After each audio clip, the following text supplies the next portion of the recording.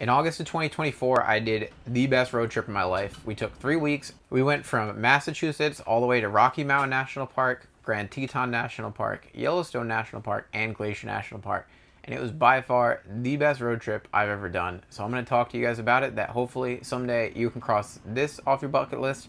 And if it's not on your bucket list, you need to put it on your bucket list. That's for sure. If you like nice, relaxing resort vacations, this is not the trip for you. Skip to the next video. I'm just kidding. Please watch it. I'd appreciate that. But this is a vacation that was hard. It was difficult. I was tired. We did well over 6,000 miles of driving, over 50 miles of hiking, if I remember correctly. And it was a doozy. It was a lot of mileage. It was hard, but it was the most rewarding trip I've ever done in my life. This isn't a luxury vacation. This is a drive until you can't stay up anymore, sleep at a rest stop, wake up, drive again for 3 days in a row. So I want to talk to you about this trip. It's by far the best trip I've ever done. Some of the most beautiful places I've ever seen and ever hope to see, honestly. So the premise of this trip is that me and my wife, at the time that we went on this trip, I think we were 26 or 27 years old. I'm 28 now. But we were at the point, we've been married for a couple of years and we plan on having a child soon. So we wanted to make sure we got our big trip out of the way before we had a child, because it's more difficult to travel, especially this way, when you have a child. I've been trying to plan this for a couple years. I wasn't sure what route I was going to end up going. I didn't know if I was going to rent a car and fly out there and do a road trip in a rental, or drive out there with a camper. I looked into renting a camper, but that would have cost me, I think it was like $3,000-$4,000 just to rent a camper for 3 weeks. And I figured if I could just buy a camper, and then if I don't like it, I can sell it at the end and probably lose less than $4,000. So we figured we'd buy a camper. The first camper we actually bought was me being a little ambitious. I ended up buying I think it was a 1986 Toyota Winnebago Warrior, one of those little Toyota campers, because I'm a big Toyota guy. You'll learn that about me. And thought that I could fix it up and use that on the trip. I ended up tearing into it and realizing that I was in way over my head. And luckily for me and my wife, we ended up just cashing out. We sold it. I ended up losing a little bit of money because I realized it was the wrong decision. Sold that camper. We ended up buying a tow-behind camper, which is a 2021 Gulfstream Friendship. It's a 21-foot camper. Not the biggest thing. I'm in it right now. And that was going to be our home for this trip. Didn't really require much work. I did some solar work and some off-grid stuff on it, but it wasn't needed for this trip. It was just useful for when we were in between homes and we were just staying at rest stops. That way we still have enough power and everything. So that's basically how we ended up getting our home for the trip. I had a 2007 Toyota Tundra with the 5.7 V8. I've had that truck for about 4 years at that point, and it was pretty reliable to me. Had high mileage, but I'm a mechanic, so I have faith in myself. I brought tools and actually planned on bringing my title just in case the truck broke down when we were that far away, where I could just sell the truck and buy another one if I needed to get home. That was my plan, but we didn't have to do that. So that's kind of the basic story. We took our 2007 Tundra, our Gulfstream Friendship, my wife, and our dog that we actually adopted in, I think, March or April. We adopted a Beagle Coonhound mix. We named her Kona. And we had her for about 5 or 6 months at this point, and she was about to go on the trip of a dog's lifetime. We packed up all of our stuff, and we headed out. So that's the backstory on our equipment and why we ended up going on this trip. The main purpose of this trip is I wanted to go see Glacier National Park. I've heard nothing but amazing things about Glacier National Park. And that was the main reason I wanted to go out there. To drive from where I live in Massachusetts to Glacier National Park straight is 38 hours. So that's a bit of a haul. But I figured if we're going to drive out there, we're going to stop and see as much as we can as possible in 3 weeks. But we wanted to make sure we had enough time to stay at those places to really enjoy them. Because I feel like each of those individual stops that we did could have been a week or a 2-week vacation in and of itself. We still could have done more at each place, but I feel like we had a pretty good spread of what we went to see. But the whole point of this trip basically was to go to Montana and see Glacier National Park. Anything else that we saw out there was just trying to get our money's worth out of driving out there and just see as much as we could of the Rocky Mountains, because I've never seen them before. So the first day where we drove, it was actually a Wednesday, and I worked, and so did my wife, and we had everything packed before work.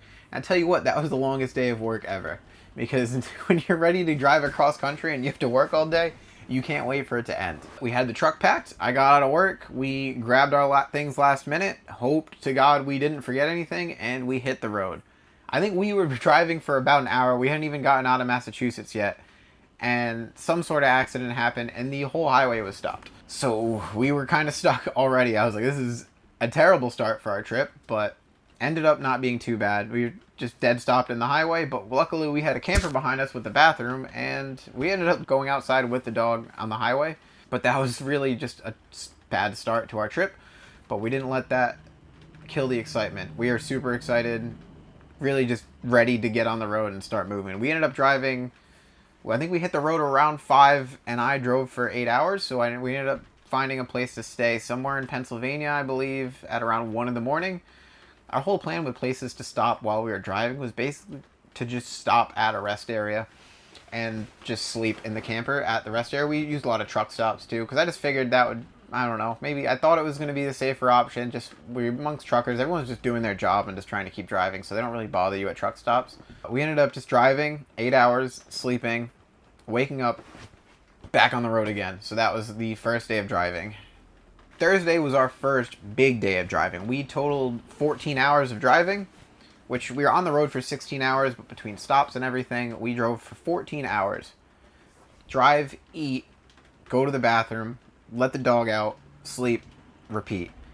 My truck was getting under 10 miles to the gallon towing our camper, and it has about a 200-mile range of tank, which on a road trip is not ideal. But we ended up basically stopping for gas every 3 hours. We let the dog out, grab something to eat, and just keep on going. It was a long drive, but we were just so excited about the trip, it didn't really bother us all that much. We ended up stopping at a lot of the Love's gas stations, which actually had little dog parks, which I thought was pretty nice. They got a section for us to let our dog out and let her play around, which I thought was kind of cool. It was nice and convenient for us. We drove 14 hours and made our way to Kansas City. I wanted to get past Kansas City, that way we wouldn't have any traffic in the morning because it would be a Thursday. Once we made it past Kansas City, we stayed at another truck stop for the night and hunkered down, slept, and then woke up the next morning ready to carry on. We had about 10 hours left to be able to get to Estes Park, Colorado. So we ended up making pretty good time the first 2 days, so the last day of driving to Colorado was a little more attainable.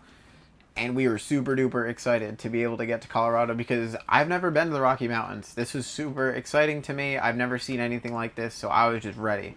And honestly, the whole trip was pretty cool, seeing parts of the country that I've never seen before. Even, I mean, the middle of the country, no offense to anyone who lives there, but just driving on Highway 80 and Highway 90, it's not that much to see.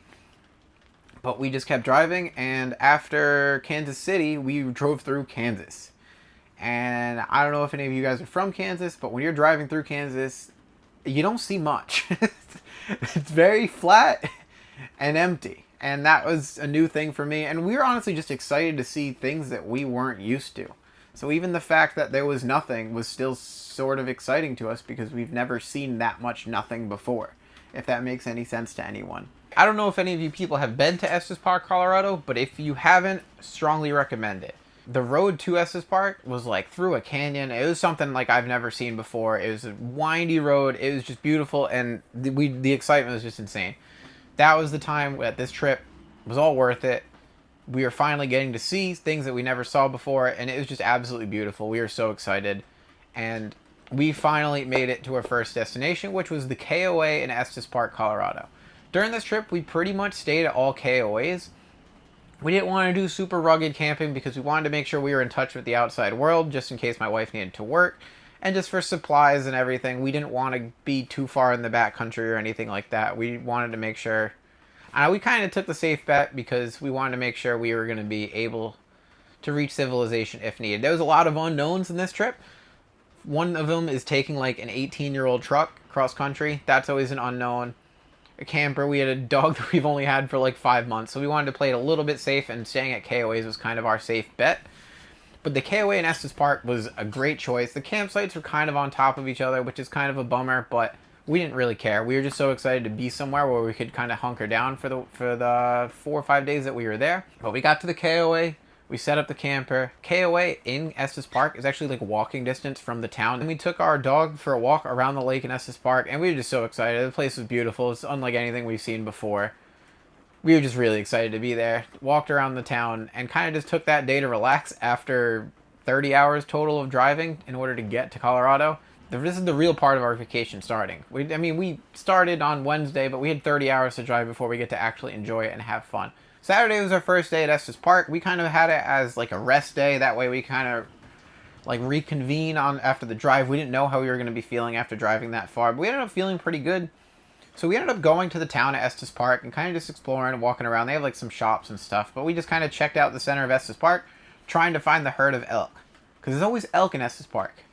But we didn't find any that day. We'll be more on that later. So we ended up doing a hike, actually. We didn't have a day access pass to Rocky Mountain National Park, because at that time you needed a day access pass. They were doing like timed entries to limit how many cars were going in. And we didn't think we were going to be at Rocky Mountain that day, so we ended up not getting one. But there was a park nearby called Hermit Park, which was just like a local park where people mountain bike and do hikes. It wasn't part of Rocky Mountain National Park. I think it was the state park. And we ended up doing a hike there, which was actually really cool. We did the Limber Pine Trail to Kruger Rock in Hermit Park.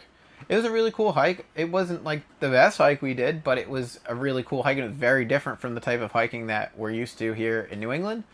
So that was really exciting to me. Actually, this was the one hike that real hike that we were able to take our dog on, because everywhere else, all these other national parks have rules about no dogs on the trails. So we were able to take our dog on this hike because it was a state park, which is awesome. Our dog loves going on hikes. She kind of pulls like crazy. I used an app called All Trails to pretty much plan all the hikes we did on this trip. I'm not sponsored by them, nor am I big enough to be sponsored by anybody. I strongly recommend All Trails if you're doing any kind of big hikes. It is an awesome app, super useful for planning hikes and just knowing where you are on the hikes, navigating. Crucial to the success of this trip is using All Trails. But we used All Trails to actually find a local hike nearby because we kind of didn't want to sit around for the day. I think we ended up going to get takeout and eating back at the camper, kind of just hanging out. We took some showers in the campground showers. We never shower in our camper just because, I don't know, it's just a hassle. I feel like most campgrounds have nicer showers than my camper shower. So we always ended up showering at the campground bathrooms. But that was Saturday, our first day of activities at Estes Park. For Sunday, we had a access pass to the Bear Lake access area, which I guess is one of the very busy areas in the park. And we had a couple hikes planned for this day. So we ended up parking our truck, hopping on the shuttle to Bear Lake, and we were going to start our hikes from there. We ended up doing the Emerald Lake hike and Lake Hayaha. Hopefully I don't botch that pronunciation. We did Emerald Lake and Lake Hayaha, which they're both kind of in the same direction. I forget the total mileage of this hike. We ended up doing both of those hikes, and it was amazing. It's unlike anything I had ever seen before. There's just, the mountains there are gigantic. I think you get up to around 13,000 feet elevation, if I'm not mistaken. That's something I've never seen or really been around before, coming from New England. Just the mountains and the pictures and the alpine lakes are just, they're just so beautiful. It's insane. If you can't tell, I really like mountains. That's kind of the whole point of this trip. And Rocky Mountain National Park had some absolutely amazing mountains. The lakes were crystal clear, like turquoise blue, which is amazing. It was windy as heck up there, and it was a little chilly, but I think that was really our only hike we did in Rocky Mountain National Park. I'm sure there's many more hikes, but with our limited time everywhere and just not wanting to beat ourselves up on this trip when we had so much more to do, we kind of took it easy. We did this hike, and I think we picked two pretty good lakes to see on our hikes, even though we didn't do that much. I'm not saying these are the best hikes, the ones that I did, but I'm saying they're good hikes, and if you're in the area, I'd recommend these. Hikes are a little busy, there's a lot of people. That might have just been because I picked the touristy hikes. You're at over 10,000 feet, so you do feel the elevation. That was another reason why we didn't hike that much, is because we didn't want to beat ourselves up with the elevation. So Monday morning, we woke up having breakfast and kind of relaxing in the camper. I remember I was actually on the phone with my mom, calling her, kind of just give her a rundown, let her know how things are going. I'm still alive, I made it across the country, all those kinds of things. Talking to her about that, and all the electronics in the camper just cut out, went kaput. Nothing was working at all. And I know I have an off-grid system, so I tried switching it to run on shore power, to have it run off the battery powers. Nothing was working, and that's a problem. So for the rest of this trip, we're relying on our camper being our place where we left the dog during the day, so we would have to have air conditioning to keep the camper cool. That way our beloved dog doesn't overheat. So that was a problem. We had to fix it. So I'm a mechanic. I built the electrical system. I actually took a whole toolkit because I figured something on my truck would go wrong driving this far. So I ended up trying to diagnose it. We ended up finding the main ground to the whole frame of the camper had actually rattled loose. We fixed that, and it still didn't work. So I'm like, what the heck? This is a serious problem. I'm like, I'm just towing dead weight behind my truck. If I don't have air conditioning, we still have to get a hotel to keep our dog in. I was like, that was a real problem. I was pretty worried for a bit. We ended up finding out that the inverter on our camper had shorted out. The inverter failing had something to do with the ground wire rattling loose and it having a questionable ground. But luckily, this trip, we were going to be hooked up at every campsite, plugged into shore power, so we didn't need the inverter. So we ended up taking a trip to Tractor Supply. I bought some wing nuts and we bypassed the inverter. And the funny thing is, on the way to Tractor Supply, we found that herd of elk in Estes Park. We drove through Rocky Mountain National Park, Hermit Park, didn't see any elk. Suddenly, we go to Tractor Supply and that's where all the elk are hanging out. So I thought that was pretty funny. We ended up losing a big portion of that day because of the inverter, and I just had to fix it then and there. So we didn't really have time to go do any hikes or anything, which kind of sucked, but not really too big of a deal. You got to make the best of it. We ended up driving up a road called Old Fall River Road in Rocky Mountain National Park, and it's kind of just a dirt road with switchbacks that goes all the way up pretty much to the top of, I think it's Trail Ridge Road is the road that runs across Rocky Mountain National Park. I think it gets up to 12,000 feet in elevation, and it was beautiful. Again, just like everything else on this trip. It was awesome. You're on a dirt road with switchbacks and just steep cliffs that drop off thousands of feet on either side of you. That road is definitely not for the faint of heart, and it's a one-way road. So if you get halfway up and you decide you don't want to do it too freaking bad, you got to keep going up because it's one way. So that was a really cool road. On the way up to that road, we saw an elk kind of just hanging out on the side. There was a couple really cool streams where we stopped and hung out. We kind of just sightseed on this road and drove to the top, and then we went on Trail Ridge Road, which is the road that runs across the top of the Rocky Mountains. Saw a couple herds of elk, which is really cool, and that was just, we were just kind of driving around that day because we lost the beginning of the day. We didn't have enough time to start a hike or anything like that. And then on the way back, we ended up picking up some barbecue food on the way, which I don't remember the name of the place, but it was really tasty. And one of my favorite things in the world is barbecue food. And then after that, we just walked around the lake in Estes Park, just kind of taking it all in because we knew we'd have to be leaving the next day. Until next time, until we're able to come back. So we are done with Estes Park. Unfortunately, absolutely loved it. Would love to go back. But it is Tuesday, and it is time for us to pack our shit and drive again. If we didn't drive enough. We had about 9 hours to drive to get from Estes Park, Colorado to Grand Teton National Park in Wyoming, which wasn't too bad compared to the 30 hours that we've done previously. I talked about Kansas being empty. Wyoming is even more empty. It is a new kind of emptiness, just expansive nothing. And it's nothing I've ever seen before. I'm sound like an idiot just rambling about this, but Wyoming is empty. It's a beautiful kind of empty, but it is empty. So we ended up driving from Rocky Mountain National Park up to Grand Teton National Park in Wyoming. We drove through a state park, and there was actually some wildfires in the distance, so you could see smoke climbing, and we didn't really know where we were, and we kind of kept an eye on things because we didn't want to accidentally drive into the wildfires. So we're not from around there, so we weren't really as aware as I feel like we maybe should have been. So we wanted to make sure we didn't put ourselves in a tough situation, drive into the wrong place where there might have been wildfires. So we kept an eye on that, but we ended up driving the 9 hours to Grand Teton National Park, and we ended up staying at a campground called the Headwaters Campground. It's like campground in Grand Teton National Park. It's nothing really special. It's just a campground. It has a store. So we got to the campground, we set up, and we ended up going for a swim in Jackson Lake, which was our first swim on the trip, which I absolutely love.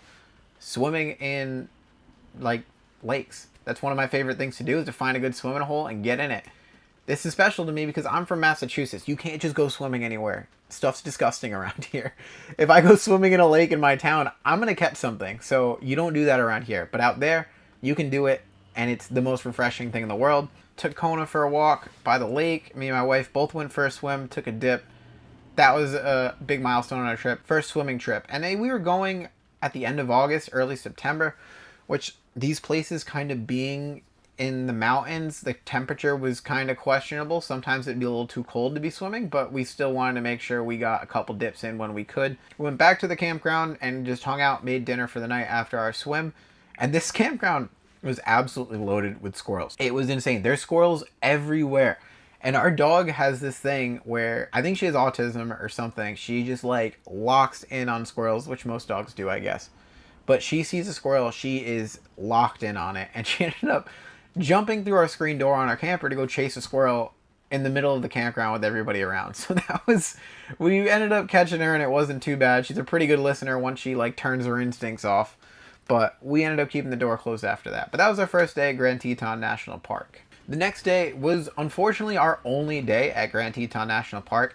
If I would have planned this trip again, I would have robbed a day or two from Yellowstone and moved it to Grand Teton. But this is just the way it was planned. We only had one full day to enjoy Grand Teton National Park. And we ended up doing the Cascade Canyon hike, which we ended up taking a boat over Jenny Lake to do that hike. And this was, again, an absolutely beautiful hike. You're in the valley of the mountains. And these are just mountains that I've never seen before. They're just towering over you. I don't remember exactly how tall the mountains are at Grand Teton, but they're over 10,000 feet. There's streams running through the middle. You're just rocks, falls everywhere. It is just beautiful, unlike anything I've seen before. And it just makes you feel small. It puts everything into perspective that you don't freaking matter when these mountains this big are around you. It's just everything else is huge. And you're just a little piece of everything going on, and you're just unimportant. You just need to take it in and enjoy it as much as possible. Completely amazing hike. I think it was a little over 10 miles. It's just an out and back hike, but the views were so worth it. And we ended up kind of hanging out at the streams, relaxing. We used trusty all trails to make sure we kept our way. I ended up buying, I think it's a Sawyer system it was called. It's kind of a water filter system where you fill up the bag and you can squeeze it through a filter anywhere that you can find water, so that way you can get drinkable water, because I guzzle water when I'm hiking. I don't know, it's something about me. I bring a Camelback with I think like a 2-liter backpack on it, and I will go through one of those every single hike. I drink tons of water. So that was a super useful thing to anyone who wants to go hiking. And at the end of the hike, which the whole hike we've been talking about, we wanted to see a moose. I wanted to see a moose out west. And at the end of our hike, right when we were almost back to the boat, we ended up seeing a moose. It was a bull moose with horns and everything. Bull moose with antlers. I don't think the proper thing is to call them horns. We saw a bull moose hanging out in a stream, and it was just a really, really special moment to be able to see the moose in Wyoming. At the end of that hike, we ended up going back to our spot in Jackson Lake and going for a swim to cool off, because it was a long, sweaty 10-mile hike. And yeah, just cooled off. At that time, it was just me and my wife. We got to relax for a little bit in the lake, and then we went back to hang out with our dog and have dinner and kind of decompress for the night. Again, really wish I had more time at Grand Teton National Park. Kind of sad that we only were there for one full day, but again, all the more reason to go back. That's for sure. Alright, from Grand Teton, it was time for us to make our next trip, and this was a quick and easy one. Nice 2.5-hour drive from the Headwaters Campground in Grand Teton to the KOA of West Yellowstone is the area that we stayed. This was an exciting drive because we were basically driving through Yellowstone National Park for the whole drive. If you're not familiar with Yellowstone, it's gigantic, and the 2.5-hour drive basically was entirely through Yellowstone National Park. We ended up just driving through Yellowstone, so the whole drive was just sights to see. We saw the obligatory bison or buffalo. I always get them mixed up. I think bison is the one that's farmed for meat, and buffalo are wild ones. I could be wrong, correct me if I'm wrong. We saw buffalo walking on the side of the road, which is just something that you see anytime you drive somewhere in Yellowstone. Anytime there's traffic, there's some sort of animal. That's kind of how you tell when there's animals. We ended up just driving there, setting up for camp, and we ended up going to a restaurant. Again, I wish I could remember the name. There's tons of restaurants in the West Yellowstone. It was super touristy. But they had $2 beers permanently on the menu. This wasn't a special. $2 a beer every day. $2 cans of beer. I thought this was amazing. I was like, I love Montana. This is the coolest place ever. $2 beers every day. Who would have thought? In Massachusetts, I can't even believe it. It's like $7 for a Coors Light at most places around here, just because everything's a ripoff. But Montana rules, definitely. And I got a bison burger because I felt like that was just kind of what you have to do when you're out there. We ended up staying at the KOA in Yellowstone, which, again, this was a nice KOA. They had really nice dog parks, and it was also on the edge of the campground where we stayed, and they had a field full of cows, which I thought was really pretty. I enjoyed that. We kind of had our own like campsite to ourselves. It wasn't that busy, surprisingly. And they had a swimming pool at the campground, so we ended up going in there. And that was our first day at Yellowstone. We kind of relaxed, just get settled. That was our first day, so we kind of knew we had a few more days to be able to enjoy it. So Friday was going to be our first day of activities, I guess you could say, in Yellowstone. The morning we had a kayak tour scheduled on Lake Yellowstone, which is pretty cool. We got to go kayaking and go around like all the geysers and stuff in the lake. That was pretty interesting. And then from there, we kind of just drove around, checked out the geysers. We ended up doing the kayak tour, kind of driving around. And Yellowstone's busy, to say the least. I don't know if it's the show or what, but compared to where we were from Grand Teton and Rocky Mountain National Park, Yellowstone was just a lot more people around.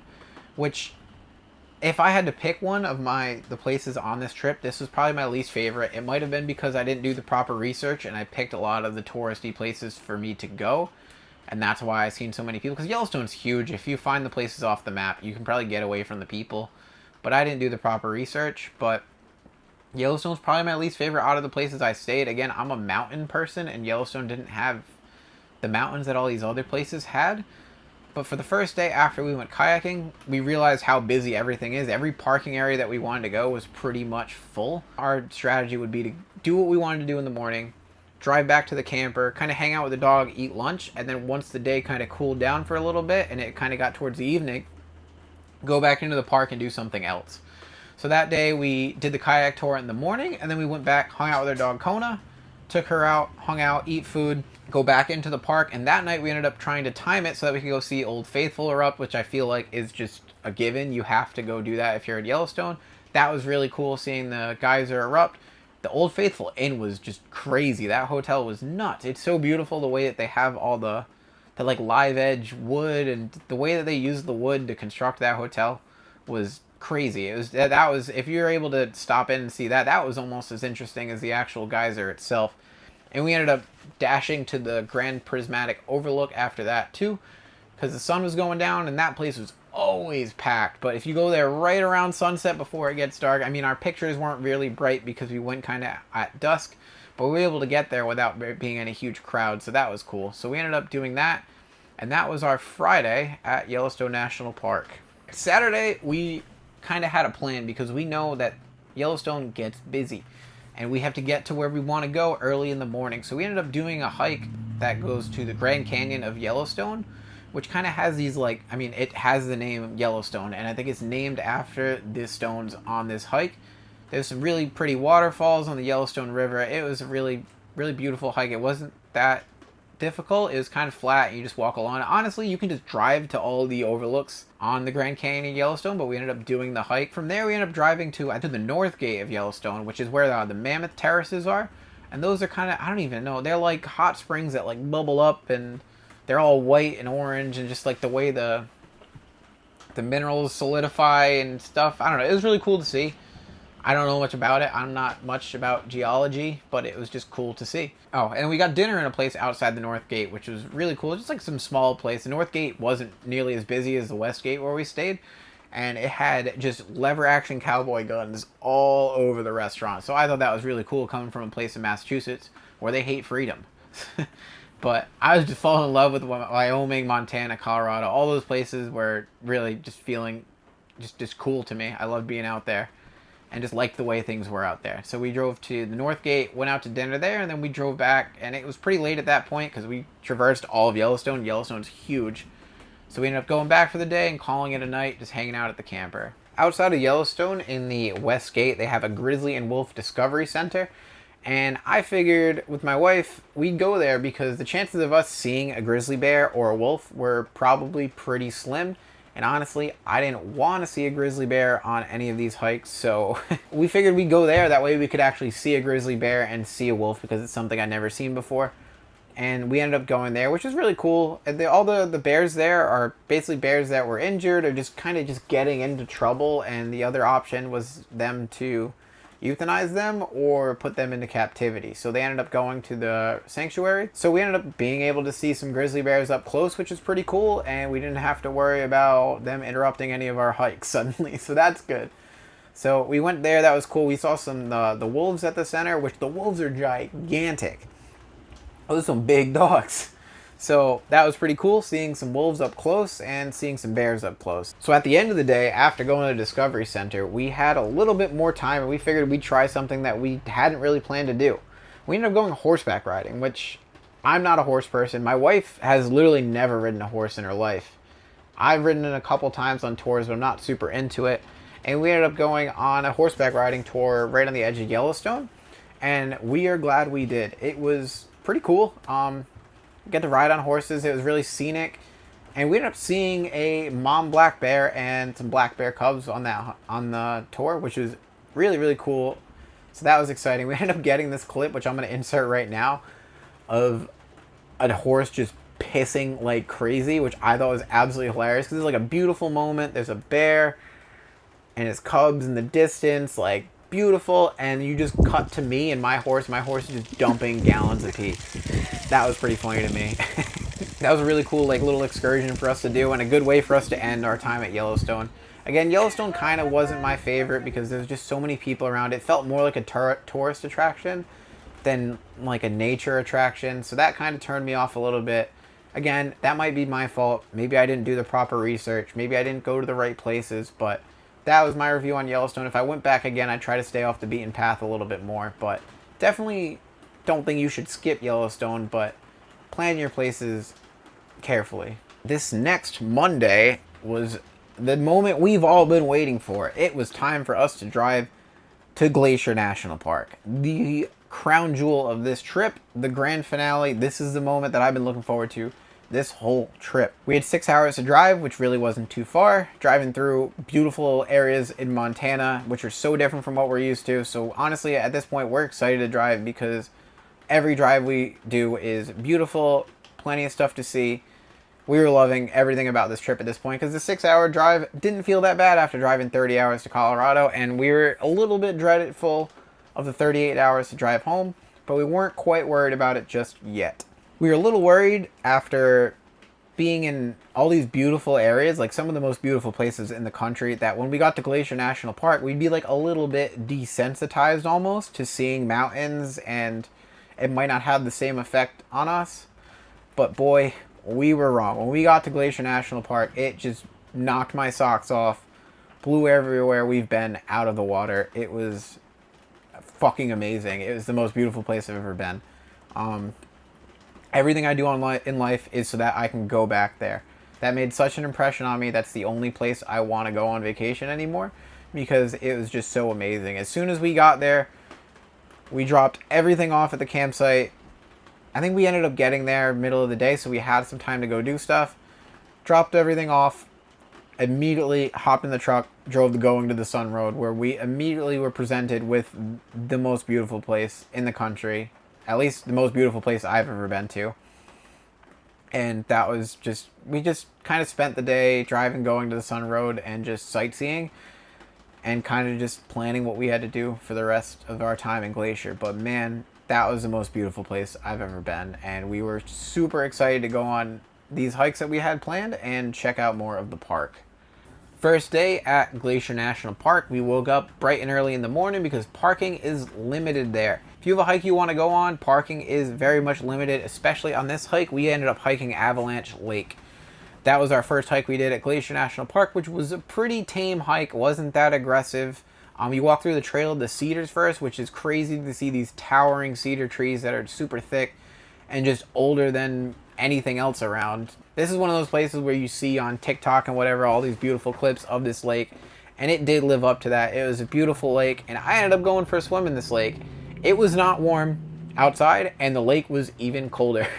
It had to have been in the 40 degrees, but I had to go swimming in one of these lakes we went to, and I figured this would probably be the warmest of the 3 that we were going to go to in Glacier National Park, because we either had Avalanche Lake, Iceberg Lake, or Grinnell Glacier Lake. All 3 of those sound pretty freaking cold, if you ask me, but Avalanche Lake was probably the least cold. So I went swimming in there, which is super refreshing. Probably the coolest place definitely the coolest place I've ever been swimming. We did that hike. That was a nice hike. Again, my least favorite hike out of all the glacier hikes that we did, but this is a super attainable one. If you're not able to do an aggressive hike, this is one that's relatively easy for just about anybody to do.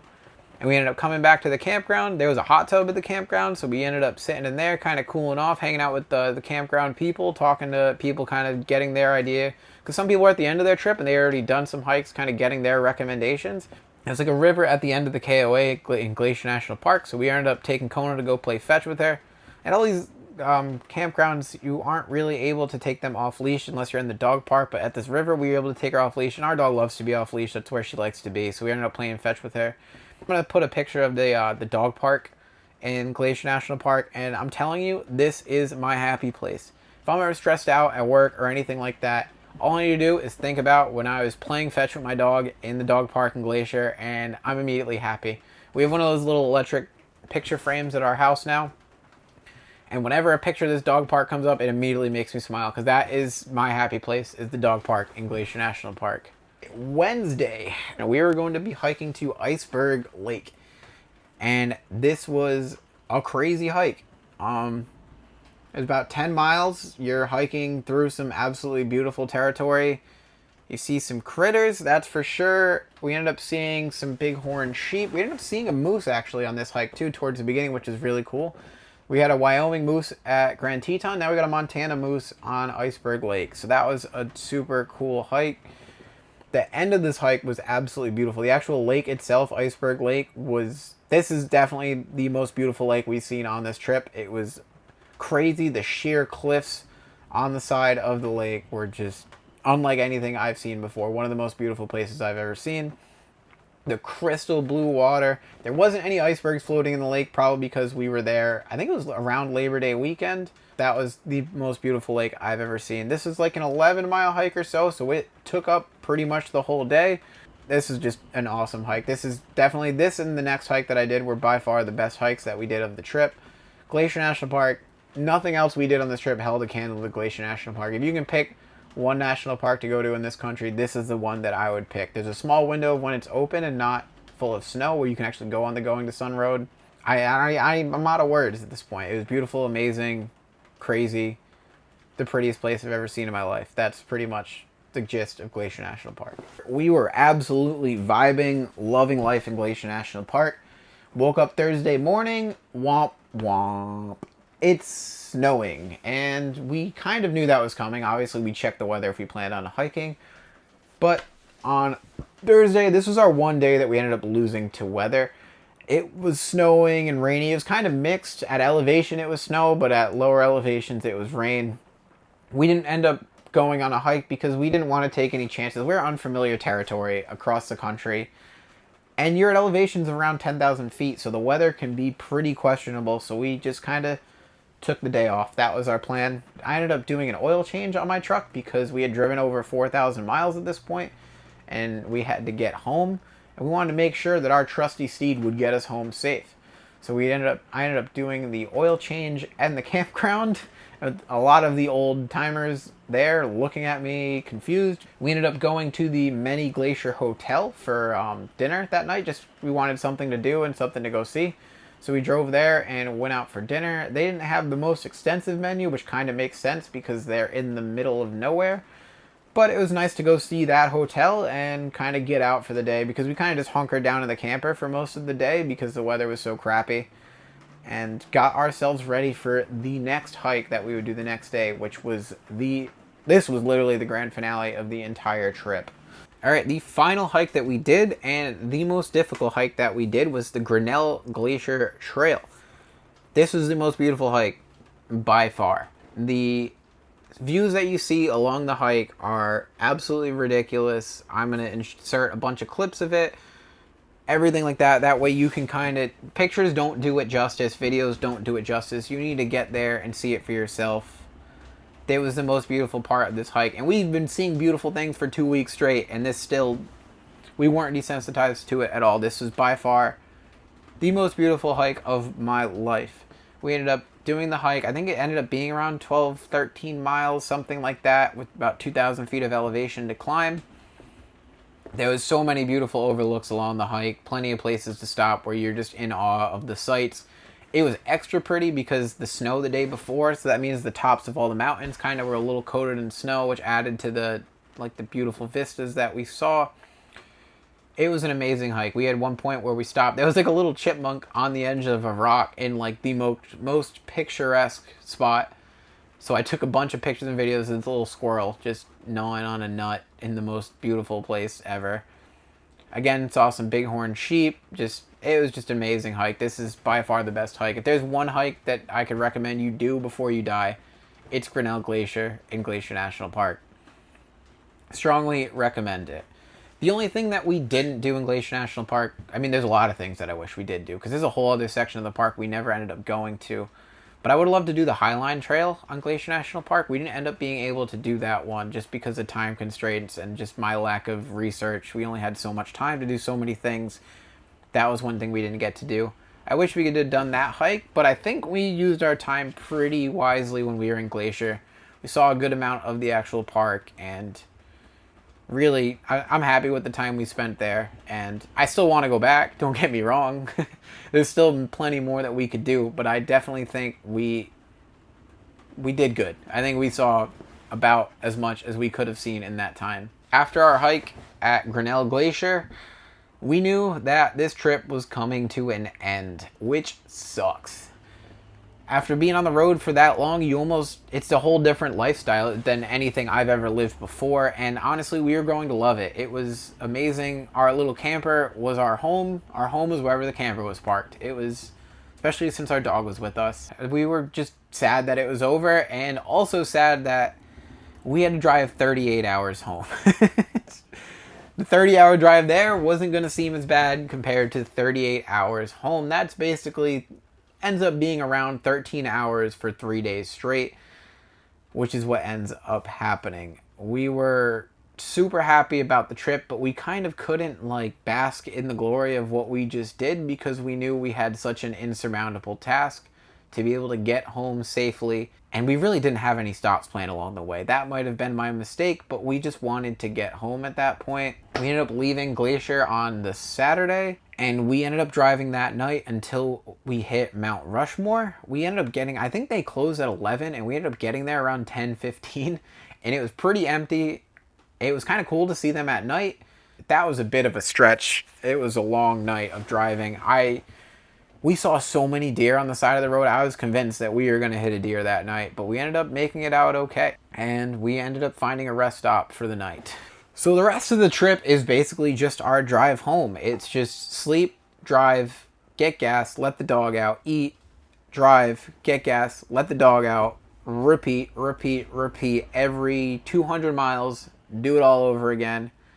The drive home sucked. It was pretty brutal. We basically were on the road for 16 hours a day for 3 days straight.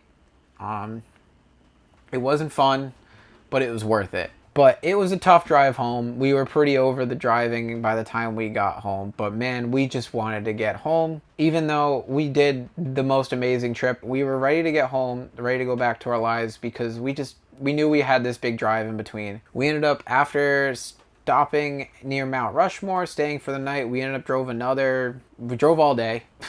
Basically drive all day until you sleep, and we ended up staying in some place in Indiana, another truck stop for the night, and then went to bed, woke up the next morning, and drove another full day. The next day was a bit of a stretch for us to make it home that night, but we ended up doing it because I just wanted to get home so bad.